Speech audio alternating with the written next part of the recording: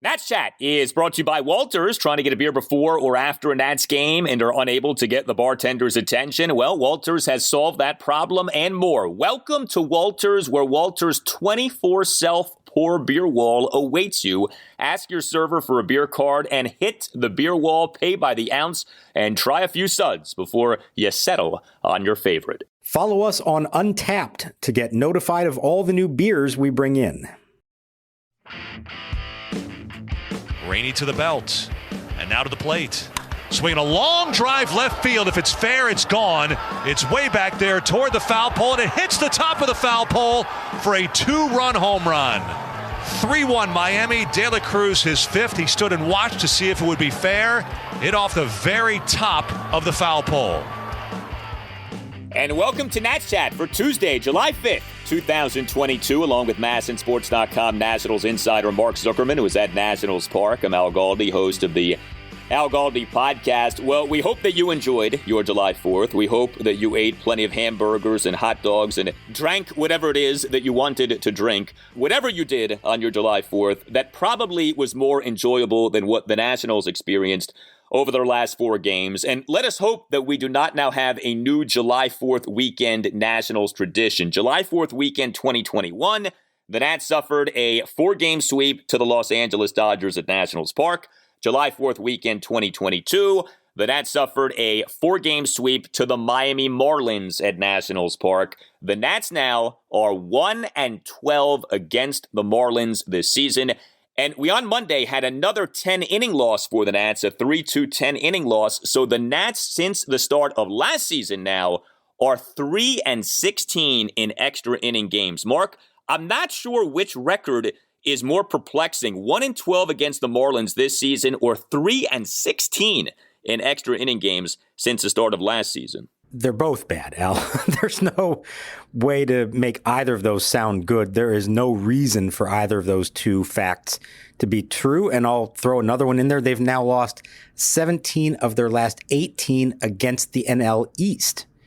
And you say, okay, well, you know, some of those are games against the Mets and the Braves and the Phillies, but it includes a bunch of games against the Marlins. And I want to be kind to Miami here. They've got some very good pitching, but they are not nearly as good a team as they look when they play the Nationals. The Nationals just got swept, did almost nothing against Marlins starters, and they didn't even face their ace, Sandy Alcantara. That tells you everything right there. They faced their 2, 3, 4, 5 pitchers. Imagine what might have happened if Alcantara had faced them in this series. No Alcantara and no Jazz Chisholm Jr. for the Marlins in this series. Chisholm might be the Marlins' best position player. He's out right now with a back issue, and yet still, the Nationals got swept over four games. Yet to your point to the Nats against the National League East this season, the Nats this season are 9-8 against the NL Central, not bad. 9-11 against the National League West, not bad. 6-28 against the NL East. That is stunning. I mean, even for a bad rebuilding team like the Nats, 6-28, you would think that you would luck yourself into, say, 10 or 12 wins out of 34 games against your division. 6-28 is just putrid. And, you know, it's one thing, again, if you're getting ransacked by the top teams in the division, and that was happening a little while back. But how many of these games here lately have been winnable? They've been right there for them. If they can make one more pitch, if they can get one more hit, they can make one more play in the field. And it feels like every single time in these games that go down to the wire late, they find a way to lose. I mean, it's like you're just waiting for it to happen. You're expecting it to happen. Was anybody surprised when Tanner Rainey gave up a 2-run homer off the left field foul pole with 2 outs? Of course not. Or was anybody surprised when the Nats gave themselves, I mean, they were in position to take the lead late in this game. And was anybody surprised that they squandered it and didn't finish it off? No. They are finding ways to lose. That's what bad teams do. But the rate at which they're doing this, especially against teams like the Marlins, it's almost incomprehensible. I don't know how to explain this one. Well, if you ask the question, why did the Nats get swept by the Marlins? It does start with a Nats offense that was really bad over the four games. The Nats in this series, which included, two 10-inning games, totaled a mere 12 runs. We had a parade of double plays in this series. The Nats hit into 9 double plays, including 3 double plays in each of the final 2 games. But I think the name that you just mentioned is the name that sticks with a lot of people, and that is the name of Tanner Rainey. Tanner Rainey in this series for a second consecutive game blew it for the Nats to at least some extent. Tanner Rainey in the top of the 10th on Monday gave up 2 runs, 1 earned. He got off to a great start. This is what is so funny here. He struck out the Marlins numbers 2 and 3 batters, Jesus Aguilar and Brian Anderson, on a total of just 7 pitches. But Rainey then gave up another homer. Gave up a 2-out tie-breaking 2-run homer to Brian De La Cruz off the left field foul pole for a 3-1 Marlins lead, 411 feet per Statcast. And then, for good measure, Rainey then issued a walk, because it's not a Tanner Rainey outing these days without a walk. And I guess he forgot, I didn't issue my walk yet, so let me go ahead and do that, even though I just gave up the 2-run bomb. 2-out 5-pitch walk of Nick Fortes. And this happens 1 game after Tanner Rainey blew the save opportunity in the top of the 9th on Sunday afternoon, allowing 2 runs, giving up a 2-out 2-run homer to Jesus Sanchez to the second deck, remember, in right field for a 4-3 Marlins lead. So here we are again. I mean, we had this conversation on the last installment of the podcast, so we don't need to repeat ourselves, but man, Tanner Rainey is in a rough place right now. The Nats bullpen beyond Tanner Rainey was really good in this series. Steve Cishek was good, scoreless top of the 8th, 2 strikeouts on Monday. Kyle Finnegan was good, scoreless top of the 9th. Rainey got off to a good start. That's what was so maddening about this. And then he gives up the homer to De La Cruz. And that's the thing with him, is that it's all or nothing. You know, he's either really got it and he's blowing away hitters, or he doesn't, and it's either a walk or a homer. We don't see, single, double off him. It's walks and homers, and the outs are often on strikeouts as well. And it tells you a couple things. Number one, the stuff is obviously very good, and he's pumping in 98, 99 consistently in this game. But the stuff isn't so good that he can throw it anywhere. It still needs to be located, and he's not fooling anybody because his slider is probably not all that effective. And they've essentially told him, hey, you throw 99. If you place it well, you're going to be successful, so stick with it. So if you're an opposing hitter, you're sitting back waiting for that 99, especially after you've seen a few of them, hoping you get it in the right spot and connect with it as De La Cruz did. So it's obviously very frustrating to everybody to see how that has played out. Now, the thing about this was Finnegan pitched the 9th and was going to pitch the 9th regardless. He was warming up. If they took the lead in the bottom of the 8th, it was going to be him in the save situation. So I think you actually had Davey here, at least for one day, acknowledging we're going to go about it a different way. And then because the game went to extras, he decides to go back to Rainey again. But that was not a save situation. Had there been a save situation, it would have been Finnegan on this day.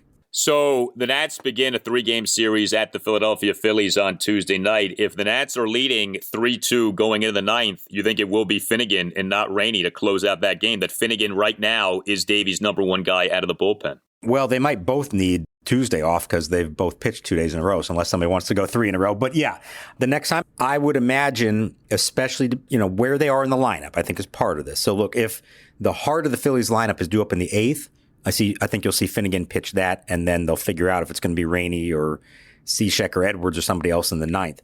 If, though, it looks like it sets up properly and the 9th is the biggest inning matchup-wise, yeah, I think you're going to see Finnegan the next time that he's available, and that's fine. I mean, I don't know that it's a full-blown switch of roles, but I think at this point, you're not doing anybody any favors to kind of keep doing the same thing. Again, you have to go with the hot hand, and this year's all about learning experience for these guys. Let's see how they handle these roles. And if they can handle them, you want to win games, of course, but you also need to kind of learn a thing or two about your potential foundational pieces. We don't know if these two are or not. So my guess would be the next time it comes up, it's probably Finnegan. Yeah, and I think we're seeing this with Rainey. We saw this last year. We've seen this overall during his time with the Nats. He can pitch, but he's just not consistent. And so things can go awry. And they've gone awry here lately. They've been awry for about a month now. And boy, this was not a good series for him. It's amazing to me, too, with relievers how they can get into these ruts, and a guy can have one bad game, and then it spills over into the next game. And you'll see this, a closer will be lights out for a while, and then he'll finally be proven mortal and blow a save. And then the next outing ends up being a bad outing too. You'd say each outing is its own individual event, but that doesn't seem to be the case. There is an element here of one bad outing carrying over into another. And I think this does speak to the mental aspect of the job. We talked about it the other day. There is a difference pitching the 9th inning. You've got the bullseye on you. You're the last man out there to end the game, either in victory or potentially blow it. And if you in the back of your mind know, well, I blew it last time or I've been in a rough stretch here, I think it has more to do with that than anything physical. We've seen over the years, some guys know how to do this. The short memory, they always say you got to have. It's like kickers in the NFL. Why is a kicker who is consistently so good, well, all of a sudden he misses one with the game on the line? Next thing you know, he goes into a spiral and, may even lose his job. So I think it's very similar for closers, and it's just you have to be mentally tough enough to shake off whatever happened the night before, good or bad, and come right back the next day and forget about it. And it's just not, everyone's not cut out for it. Hey guys, it's Al Galdi for Window Nation. Get yourself some Window Nation windows and take advantage of a great offer at 866-90Nation or visit windownation.com. Beat the heat with Window Nation. Save $200 off any style new window from Window Nation, plus pay nothing until 2024. Yeah, 2024. Lower your energy bills and raise the value of your home with new energy-efficient windows from Window Nation. Window Nation has installed over 1 million windows in over 150,000 homes, with 96% of those homes needing no follow-up service. And Window Nation windows are made right here locally in the Washington, D.C., Baltimore area. If your current windows are sticking or are drafty or are cracked or are hard to open or are locking when they close, you need new windows. Get yourself Window Nation windows, 866-90Nation or windownation.com, and make sure that you tell Window Nation that Al Galdi sent you and ask for the deal. Save $200 off any style new window from Window Nation, plus pay nothing until 2024. 866-90Nation or windownation.com. That's 866-90Nation or windownation.com, and make sure that you tell Window Nation that Al Galdi sent you. Roaming Rooster, the best fried chicken sandwich in the DMV, is expanding. You've already seen our location by Section 238 at Nationals Park, but now we have recently opened locations in Pike and Rose in Maryland, and in Virginia, we now have Burke and Chantilly.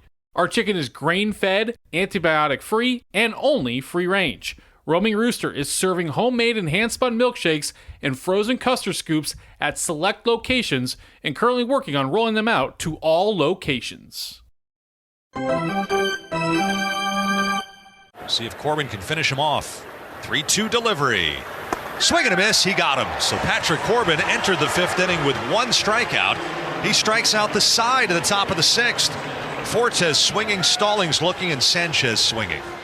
Well, if the outcome of this game was a Nats win, there's a decent chance we might have led this installment of the podcast with the man who was the Nats starting pitcher on Monday. Patrick Corbin was very good for a second consecutive start. I want to repeat that because I feel like I've never said that in the lifespan of the Nats Chat podcast. Patrick Corbin was very good for a second consecutive start. 1 run in 7 innings. He did give up 8 hits, 2 doubles and 6 singles. He only had 4 strikeouts, so he didn't have a ton of strikeouts like he did in his previous outing, but he only issued 1 walk. He threw a lot of strikes, 97 pitches, 67 strikes versus 30 balls, and this comes on the heels of an excellent outing for Corbin this past Tuesday night, a 3-1 win over the Pittsburgh Pirates at Nationals Park, 1 run in 8 innings, 12 strikeouts. Now, I think you have to say the Pirates and the Marlins are 2 of the lesser hitting teams in the majors, but of course, Patrick Corbin has been one of the worst pitchers in the majors. So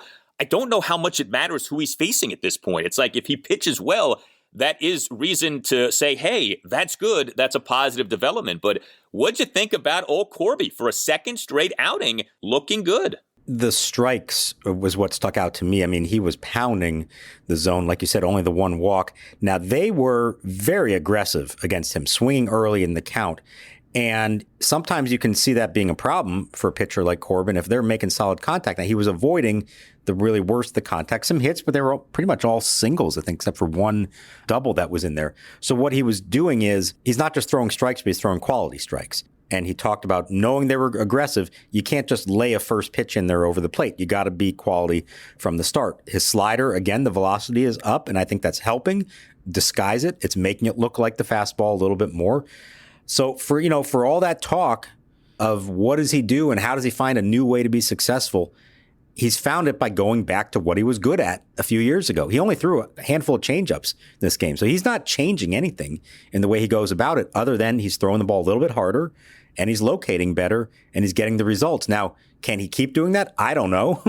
I'm not going to get too worked up over it, but he's obviously in a better place now than he was a few weeks ago. I mean, he lowered his ERA just in the last two starts from 6.60 to 5.68. And you say, well, he's still at 5.68. Yeah, but you know how hard it is to reduce your ERA by a full run in the span of two starts in mid-July? That's actually really impressive. And, you hope it can continue to go down. So he's found something here. You hope he can keep it going. But the proof will be, can he do it against better lineups? And I believe his next start will be against the Braves. And that is a much better lineup that he'll be facing next weekend. Yeah, each of his next two starts would seem to be against the Braves because the Nats have two series coming up against the Atlanta Braves before the All-Star break. And the way things appear to be right now is we'll see Corbin at the Braves next weekend and then home to the Braves the following weekend. It'll be a 4-game series at Nats Park, July 14th through the 17th. To close out the pre-All-Star break portion of the season. If he pitches well in those two games, then I think we can start to get excited. I think for now, you got to say wait and see more. He's faced two pretty bad offensive teams, although, you talk to some Nats pitchers about the Marlins, and the Marlins aren't such a bad offensive team. But yeah, good job by Patrick Corbin. It's been nice to see this. It's been nice to talk about him in a positive way because you run out of negative things to say, and it's like, where are we supposed to go here with this guy? Because it doesn't seem like he's going anywhere. So, hey, if he's going to stay in the rotation, he might as well pitch well, and he has pitched well over these last two outings. But yeah, the offense. I mean, the offense really is a thing for the Nats in this series, doing so little against Marlins pitching. Now, it is worth noting the Nats did rally, the boys did battle, as Davey Martinez likes to say. We saw the Nats rally in this game on Monday as the Nats rallied in the game on Sunday, so I suppose you give them credit for that. I mean, the Nats on Monday did technically overcome a 1-0 eighth-inning deficit, but of course, what are you doing being shut out for that long into the game? So Juan Soto did pinch hit on Monday. That was encouraging to see. He did not start the game, but he did pinch hit in the game, and he drew a walk. So I guess that is confirmation that this calf issue isn't a serious issue. Yeah, and we talked to Juan before the game. He said the MRI had come back, didn't show any strains. There's just tightness. He thought it would be a day-to-day thing. I was surprised to see him come out of the dugout. I think the whole crowd was thrilled to see him come out of the dugout. That was a genuine, big-time crowd reaction and anticipation moment that we really haven't had much at all this year. Now, they knew that he couldn't run. So the idea was give us a good quality at bat. Hopefully he gets on base and then send out a pinch runner. And then you just desperately hope he doesn't, hit a ball in the gap or a slow roller and have to leg it out. It's funny. I asked Davey Martinez after the game, was the 4-pitch walk actually like a best case scenario? And he laughed and he said, well, no. Best case scenario that we see him jog. second best. Second best. Yeah, second best. I was actually hoping for Kirk Gibson. Which that would have been something quite special. But, a good sign that he was able to do that. He may still be out of the lineup on Tuesday. It's all going to be about how he can run and how much risk they want to take here. But he was, generally encouraged and not too upset this morning when we talked to him about it. And seems like he avoided anything too major with this injury.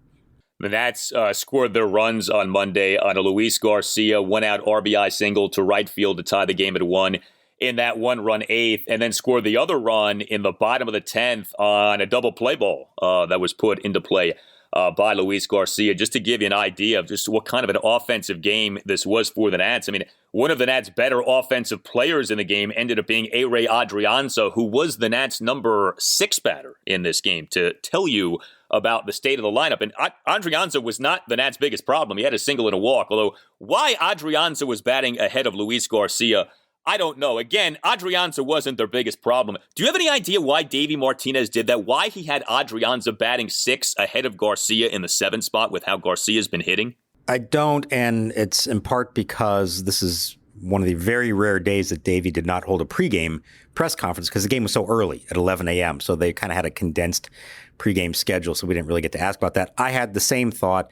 My guess is he would tell you that it's the matchup against the lefty, and Luis being a lefty, he wanted him down, whereas Adrianza's a switch hitter. I did not think that would be a valid argument for it. If nothing else, the situation you're in, get Luis Garcia at bats, get him experience against lefties, let him see what he can do. Yeah, I didn't like that part of the lineup, but As you said, I want to give Adrianza some love here. We don't talk about him a whole lot. He had a really nice game, especially late in the game. The big walk to set up the rally. He stole second to put himself in position to score on Garcia's single. Single in the 10th to try to get that rally going. And he played some impressive defense as well. First at second base and then in left field. And he did it despite on that stolen base. I don't know if the cameras picked it up. He got spiked. His shoe fell apart. It cut through his shoe. He had to get a new cleat put on for later in the game. His foot was hurting. He finished out that game, had to run around in left field, make a couple of plays.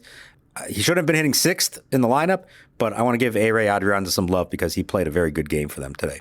Nelson Cruz did have a leadoff single to left on a 1-2 pitch in the bottom of the ninth, but he is just not giving the Nats nearly enough right now. Last 7 games, 4 for 28 with 4 singles and 2 walks. He's right back to not hitting for any power.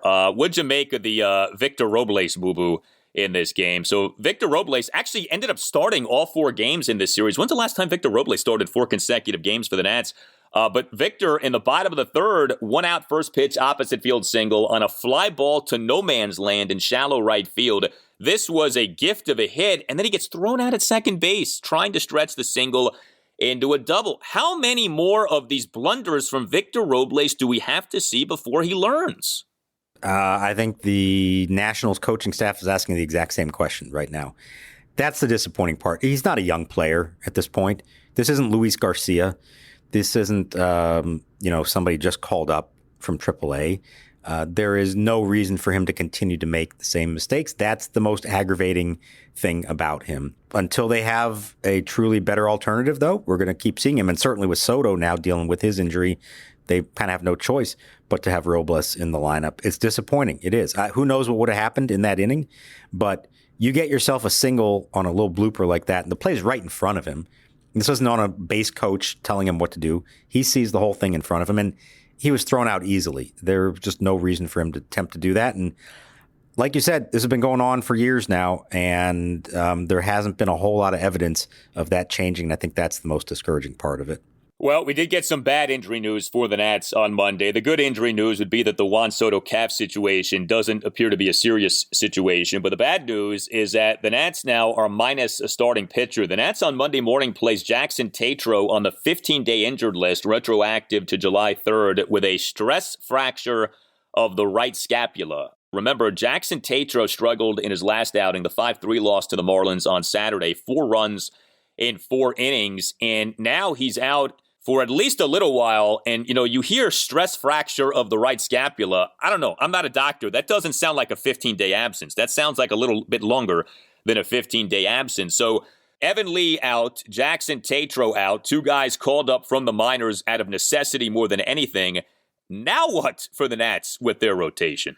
It's a great question. They've got a couple days to figure it out. For now, they were going with an extra reliever in Jordan Weems. They'll need a starter on Thursday. That would be Tetreault's spot. I know you're going to be disappointed to hear that Anibal Sanchez will not be ready by then to make his return. He just threw his second rehab start on Sunday, so that would be short rest for him to make that one. So I don't think it's going to be him. Josh Rogers is scheduled as of Monday morning, scheduled to make his second rehab start Wednesday for Harrisburg. I suppose they could bump that and maybe bring him back, but it didn't sound like he's ready, and he got lit up in his last rehab start at Rochester, so I don't think he's the answer there. Maybe we're going to see Yohan Adon again. The real question here, whether it's this week or whether it's coming up beyond that, is Cade Cavalli. I still get the sense that when they make that move, they want to know that it's for good. They want to feel like he is truly ready for this. He's still been pretty inconsistent. I think they want to see a few more quality starts strung together from their top prospect before they bring him up. And even if it's out of necessity, are you going to do that to him to put him out there to make his major league debut at Citizens Bank Park against the Phillies? I'm not sure that's doing him any favors. So my hunch would be, unless they really don't have another alternative, that they will hold off. I think we're getting closer to the point, but I don't think they're going to make that move. Mike Rizzo has said consistently, we don't want to call these guys up out of necessity because of what others have done. We want to call them up because they are truly ready for it. Yeah, and the Nats have been monitoring Cavalli's health and his innings workload. He has only pitched in one game for AAA Rochester since June 16th, and he was not lights out in that game, 3 runs in 3 innings. You know, he has not had a season at Rochester that demands he be called up. That's kind of disappointing. I mean, I think a lot of people going into the season would have thought that by now, by July 4th, Cade Cavalli would be up at the major league level. That he isn't, I think, is a mild disappointment. Now, it doesn't mean that like he's a lost cause or anything like that, but you know, especially if you remember the way Davey Martinez talked about Cavalli in spring training, he's closer to being major league ready than maybe people think. You know, that sort of a thing, the conversation of, hey, could he actually break camp with the Nats at the major league level? Here we are in July. He's still not at the major league level, and there has been ample opportunity for him to be called up. He has yet to be called up. So, yeah, I don't know. I mean, maybe we do see Yohan Adon make another one of these spot starts. I mean, the Nats could always try to go with a bullpen game. We see teams do that, but I don't know if the Nats feel like they're in the position to do something like that. You know, it's always so funny to me, too. These pitching situations, these bad pitching predicaments for the Nats seem to come up at the worst possible times. So the Nats don't have an off day now until next Monday. If they had one coming up, say on Thursday, you could maybe maneuver some things. It seems like this always happens when the Nats can least afford it. A pitcher going down, and now you're in one of these dicey pitching predicaments, and there's no easy answer for what to do with Jackson Tetreault out for what seems like a while. Like I said, this doesn't seem like he's going to be back anytime soon. Yeah, it does feel like this happens every time. And then you have an off day next week that maybe they didn't necessarily need because they have a 2-game series with Seattle. Yeah, it's annoying. It's just the nature of it. They can't really make the schedule work to your advantage. You just kind of have to deal with whatever it is. But because the All-Star break's coming up, that also makes me think here, they're probably just going to try to get through this for now. Maybe that means Adon, like you said, maybe it's a bullpen game, maybe reshuffle some things. That would be my guess. And maybe coming out of the All-Star break, you can now align your rotation the way you want. Maybe at that point, Cavalli's had a couple more starts at AAA, and if he has some success in those, you start thinking about it. You know, I feel like they would like to ideally set it up for him to have an advantageous debut, ideally at home. You know, you can only do so much. Sometimes you have to just make it happen when it's time. But I don't think this week coming up with the Phillies and the Braves is really the right time to try to throw them to the Wolves.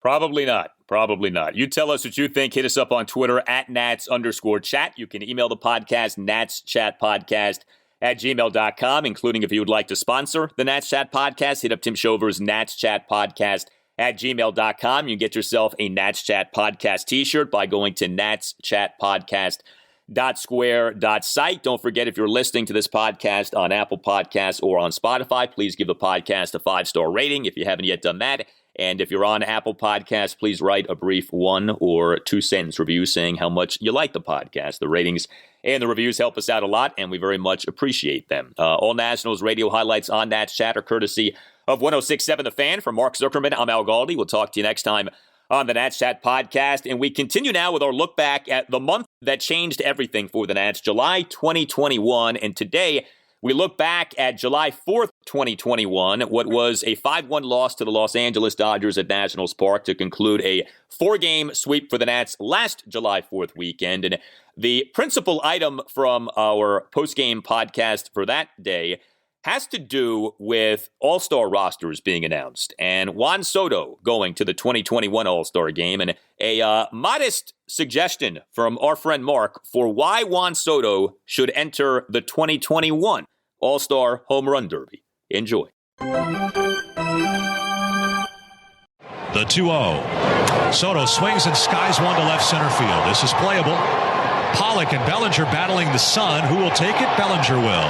In left center to retire the side. Soto hits a moon-high pop-up and the inning over. A few items here regarding some of the position players who were available to the Nats in this series. Juan Soto, and you noted this on Twitter, slammed his bat in frustration after popping up to end the 7th inning on Sunday. We have seen this with Juan throughout this season, him wearing his frustrations, him showing his frustrations visibly. And this was another underwhelming series for Juan Soto. Now, again, he gets on base. He goes 1 for 3 with a single and a walk on Sunday, so it's not like he did nothing in the game. In this series, he goes 3 for 12 with 3 walks. So 3 hits, 3 walks. That's not wretched or anything like that. but all 3 hits end up being singles. This is yet another instance of Juan Soto hitting for singles, but not hitting for any power. The slugging percentage is down to .431 on the season. The on-base percentage is at .400. You know, we've had this conversation many times. He hits balls hard, but he hits them into the ground. But here we are now, right? Kyle Schwarber's out for the foreseeable future. You've been without Trey Turner lately. If ever there was a time for Juan Soto to catch fire, this is the time. Like, this is when you want your superstar to carry you. And instead, it's this, like, new-look Soto that no one can really get a handle on. It's frustrating him clearly. I mean, he's obviously working at it. But, man, for all of the talk about he's got to elevate baseballs, get the launch angle up, etc., the problem remains. It's not changing for Soto this year. It's not. You can see the frustration, like you said, on pitches that he knows he should have hit better. That was that one on the pop-up in the 7th inning. He knew that was a pitch that he should have been driving hard, some 2-0 pitch that was over the plate. So, yeah, it's really frustrating. Maybe, here's a theory kind of out there, maybe a couple of days in the thin, cool Coors Field air at the All-Star game will be what gets him going. And I don't believe he's going to be in the home run derby, and nor that he's deserved to be. But maybe that would actually be good. Get him to start taking those swings and trying to elevate a ball at high elevation.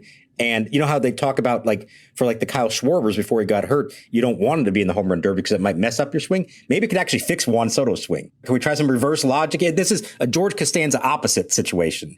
If whatever he's doing has been wrong, then the opposite must be true. So send him out there to Coors Field, let him bat in the home run derby, and maybe that'll fix all his problems. So one of the greatest lines in television history. My name is George. I'm unemployed and I live with my parents. And it worked. He picked up the girl at the diner. Yes, we will get to the All-Star selections coming up. I actually heard this year at the All-Star game, they're doing a double play derby, and Soto's been invited to that. So we'll see. We'll see how. Well, no, he's a prime candidate for that. So they want to see, like, who can hit into the most double plays consecutively. The Nats could have about 3 guys in that competition. Yeah, he would dominate in that regard. Well, like we said, at least Soto gets on base. Okay, a 400 on base is nothing to poo-poo. My name is George. I'm unemployed and I live with my parents. I'm Victoria. Hi.